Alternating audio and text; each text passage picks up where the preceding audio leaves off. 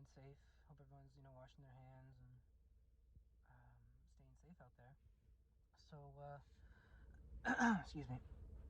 I did a, I did a,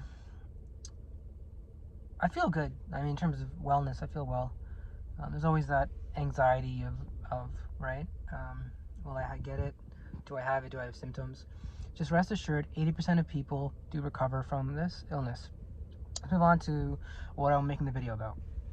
I saw a question from someone who watched my videos, and they asked me, is choking phobia a panic attack? And it's a great question. It's one of those things, like, they're very similar. They have distinct differences, though, that let's just get into them. Let's start with definitions, right? So according to Science, okay, this is a journal article published in 2016 in a reputable journal, archived in the Shanghai Archives of Psychiatry. It's a study that I've cited before too, about a woman who had choking phobia. And so they give the definition of what choking phobia is. Okay, this is very, very, very important. It's a rare condition characterized by intense fear of choking, accompanied by avoidance of swallowing solid foods, liquids, and taking pills/tablets in the absence of anatomical or physiological abnormalities. And basically, you feel that when you eat, you're gonna choke, and there is no like, you didn't have a stroke that's causing muscle weakness in your throat, or you didn't have any sort of for example, any sort of physiological, that means any sort of mind, you could say error or overestimation, or judgments that are just not necessarily clear in your mind. Okay, first you got to distinguish that that's not what's causing your choking phobia. And the other thing you got to understand is there's no physical, as I mentioned, strokes or stuff like that. So choking phobia is a purely type of thing that's in the head. Physically, if you have been tested, for example, there's tests you can do to test your swallowing muscles. For example, barium swallows, or where they do an X-ray of your throat, or endoscopies, where they put a tube up your nose, down your throat, into your stomach, to check for any abnormalities, right? If that all comes back clear, and you still feel that you will choke on food, you have something known as choking phobia, right? It is a phobia, right? Common phobias are like, for example, dog phobia, or social phobia. There's bee phobia. There's, I don't know, bug phobia. I have plant phobia. There's, like, you feel, or like big plants, with the big type of things coming out, like the stalks and the leaves and all that. And then there's airplane phobia, right? I'm not sure if I mentioned that. There's a lot of phobias. People have cat phobia, especially in the community, Indian subcontinent. A lot of people have cat phobias. It's a irrational fear. Phobias are irrational fears, right? We call them fears if they're rational. Okay, just to clarify this real quick definition. For example, if you're going on a highway and it's snowing out and there's a lot of snow and you're basically trying to stay in the lane, that's fear. That's fear, because everyone around you is having a normalization of what's going on to their external stimuli. They all see it's dangerous outside.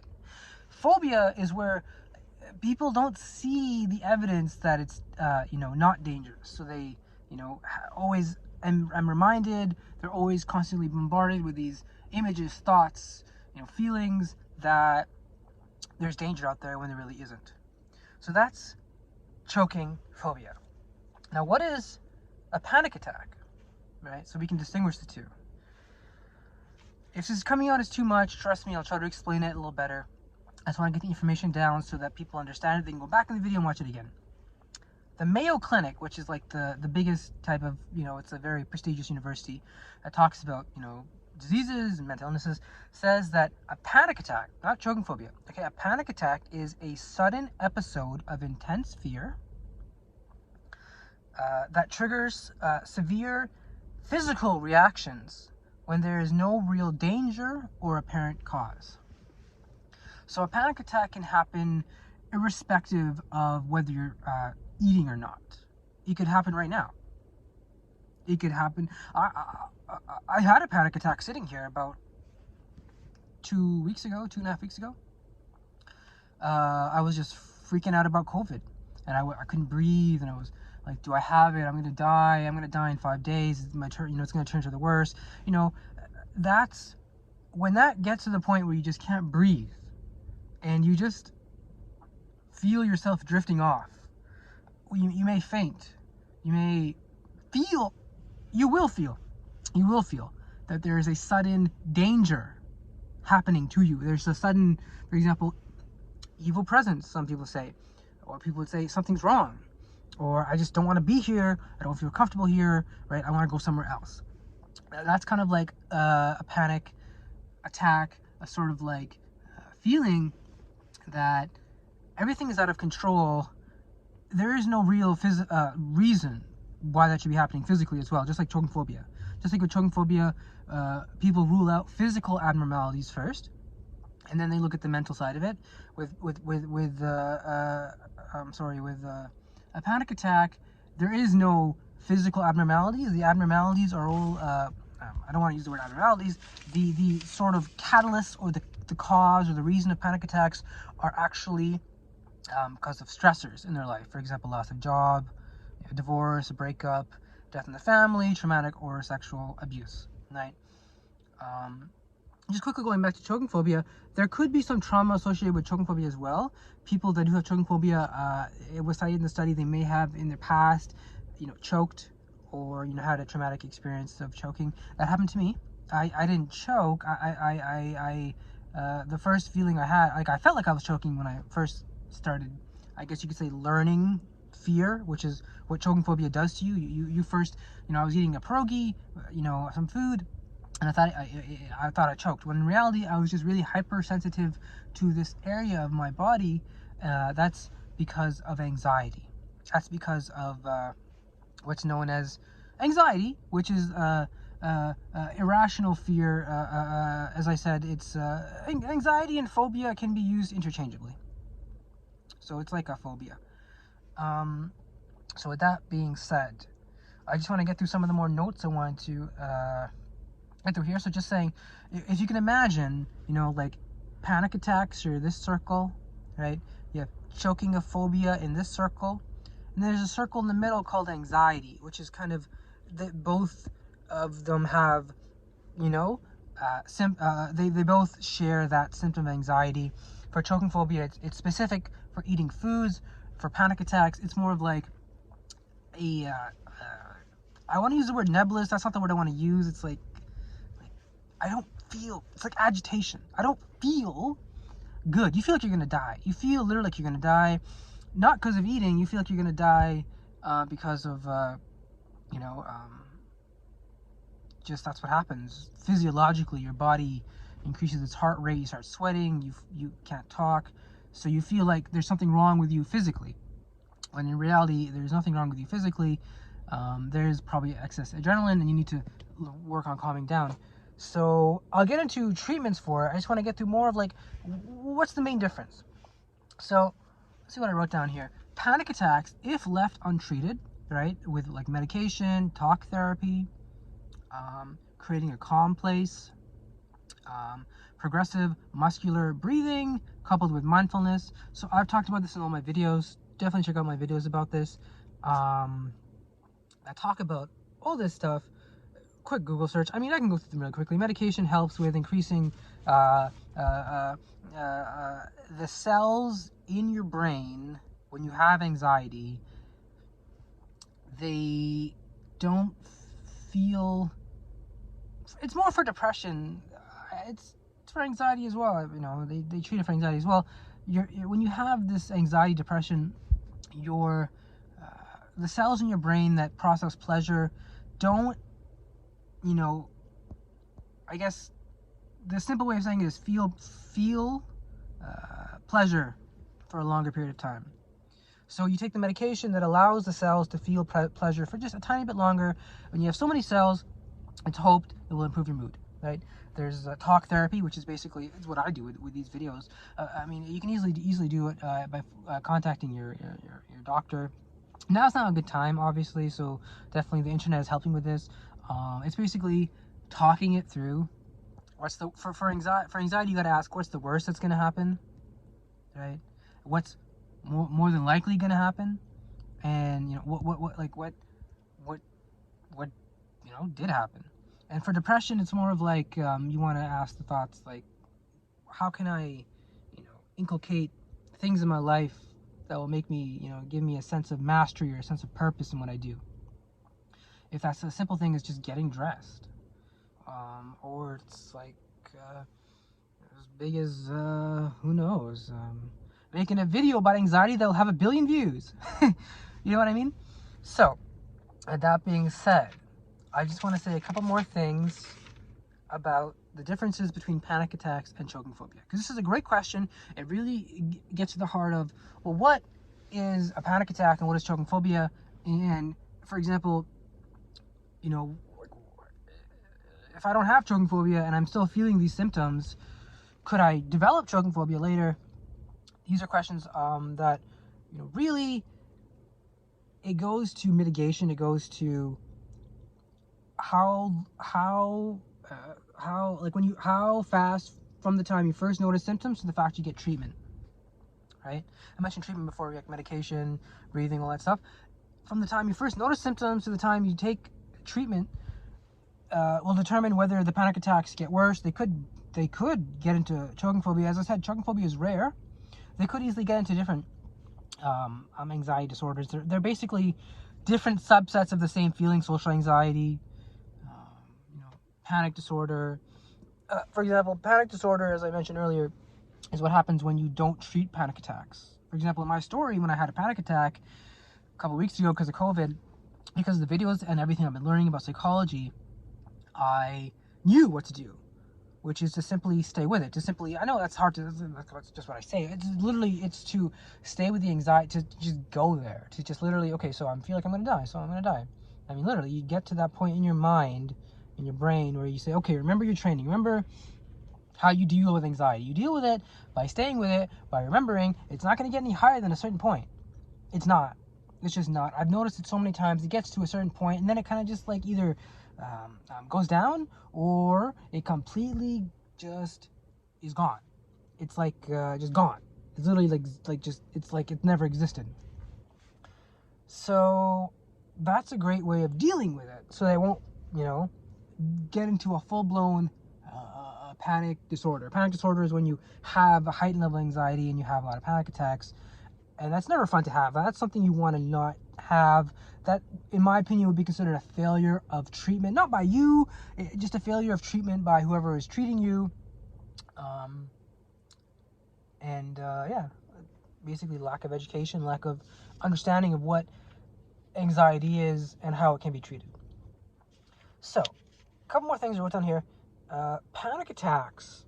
Okay, this feeling that I just mentioned before, where I was, I literally just felt like I was gone. You know how people see their eyes glaze over? Like you're gone. You're somewhere else. You're thinking about the worst case scenarios, right? Death, dying alone, dying of COVID, not breathing, all together, and it's I was high a little bit too, so that's something. I smoke marijuana as just not for medication reasons. Okay, let's just keep it at that. And so that's something that I wouldn't really recommend for people who suffer from panic attacks. That's something I would definitely caution, very, very much so.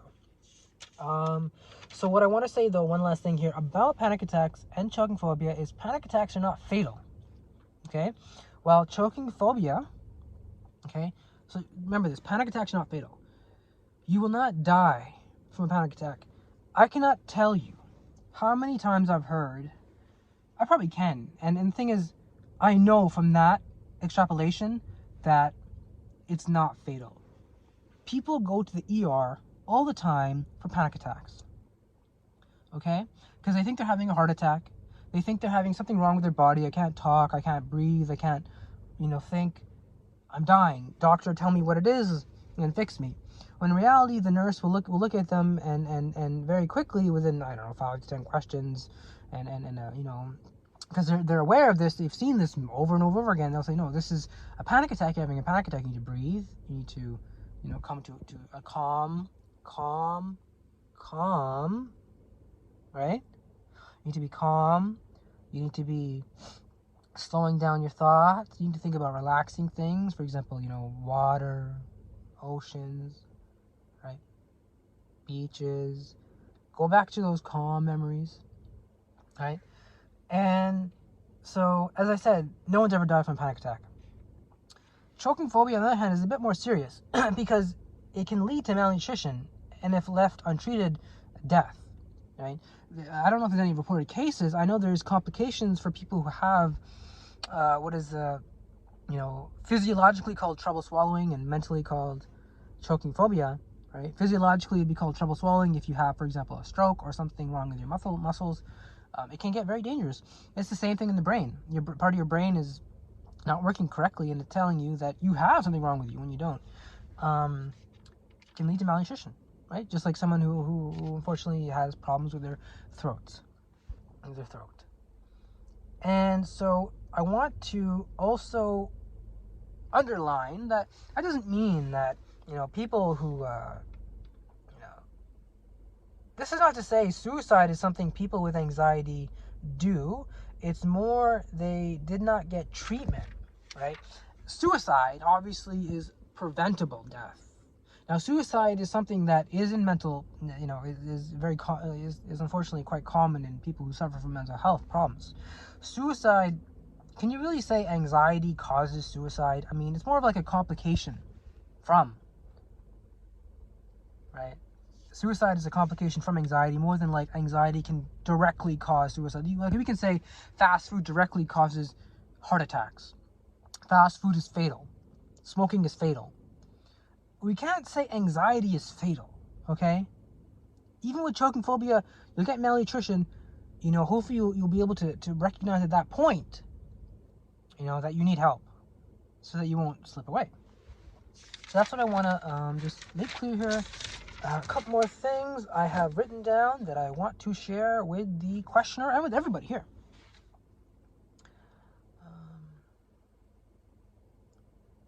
So,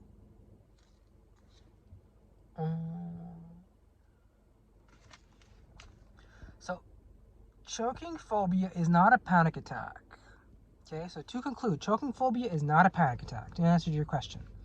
It's an irrational fear of choking on food, liquids, or pills, okay? And a panic attack can be a symptom of having choking phobia, or can occur all on its own in severe cases, right? Resulting in what's called panic disorder. To sum up, you asked me, is choking phobia the same as panic attacks? No. Choking phobia is not the same as panic attacks. Choking phobia is an irrational fear of choking on food, right, liquids, or pills, and a panic attack, okay, can be a symptom of choking phobia. Just like, for example, avoiding food, just like, for example, malnutrition, right? Just like, for example, eating very little food. Or you can have a panic attack independent of choking phobia, and if you don't treat it correctly, you could get what's known as panic disorder.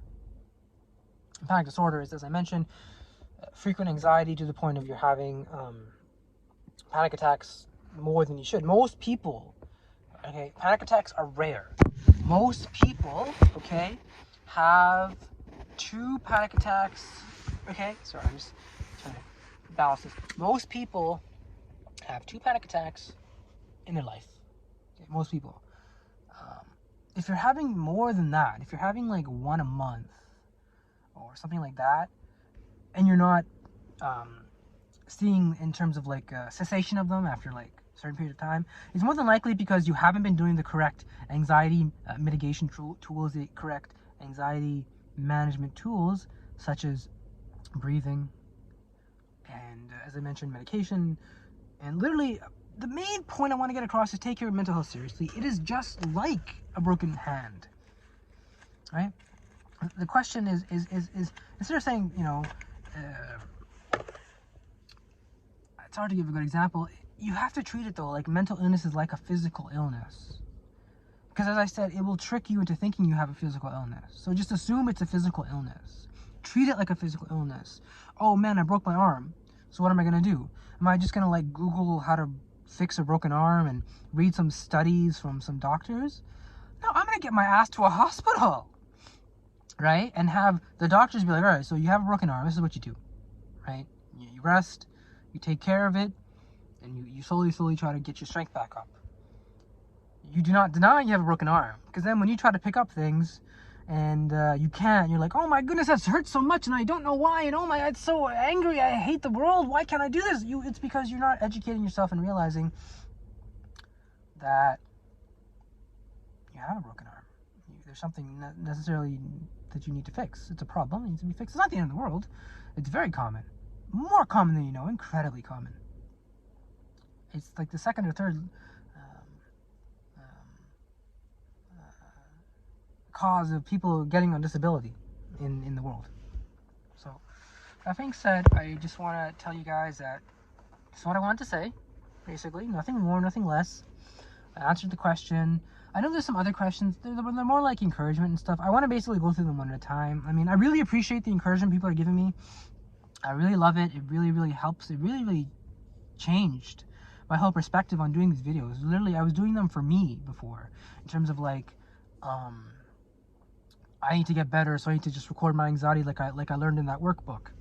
Then I realized there's a lot of people that don't really know how to do that, and especially just kind of like show them, right? Show them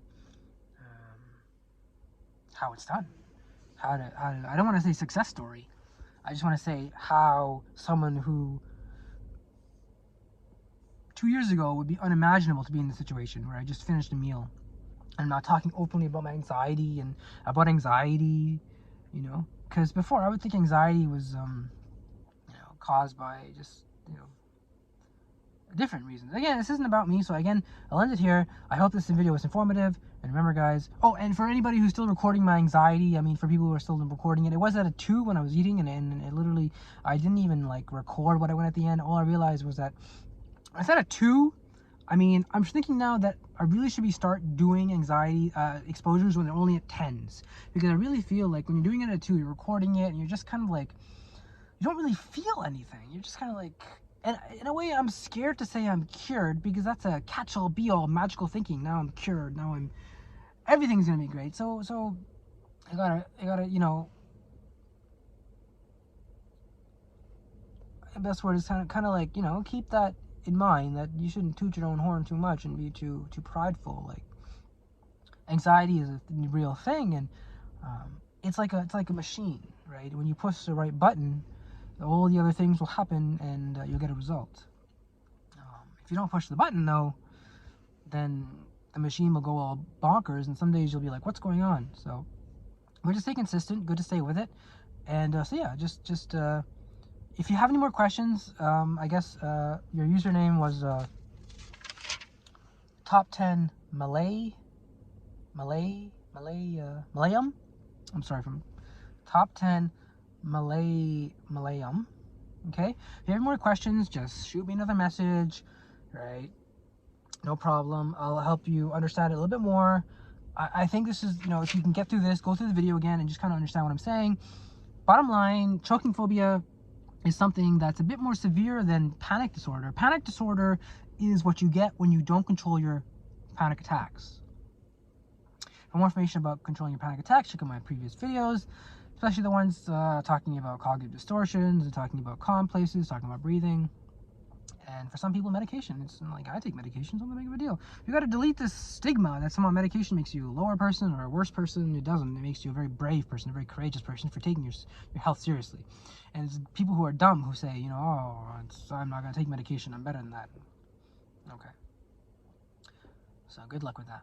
All right, guys, I hope you guys enjoyed the video. Hope you guys love the video. Hope you guys love these videos. And yeah, stay with it.